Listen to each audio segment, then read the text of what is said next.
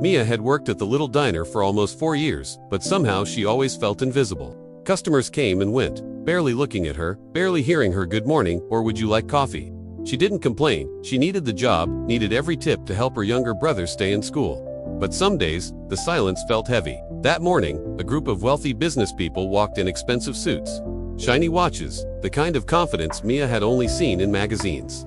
She greeted them with a warm smile. They didn't smile back. They didn't even look at her. "Water," one of them said, waving a hand dismissively. Another whispered, "Why do places like this hire people like her?" Mia heard. She always heard. She kept serving quietly, calmly, dignity intact, despite the sting.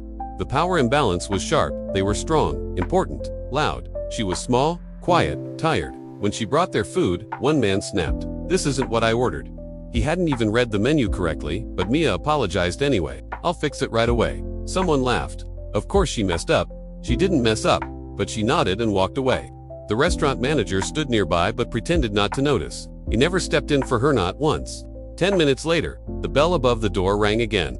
A man walked in alone. Simple clothes, soft eyes, someone no one would assume was important. He sat quietly in the corner booth. Mia went to him, relieved to serve someone normal. "Take your time," he said gently. "You look like you've had a long morning." She smiled for the first time that day. When she brought his coffee, he looked at her name tag. "Mia, how long have you worked here?" She hesitated. "Almost 4 years."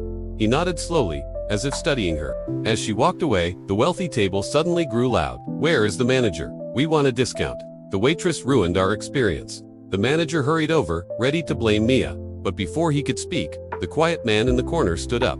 Everyone turned. The room went silent. He stepped toward the group and said, "If anyone here deserves an apology, it's her." The manager blinked. "Sir." "Who?" The man pulled out a badge. "I'm Alex Turner, new owner of this restaurant chain." The room froze. He looked at Mia. "You handled everything with grace.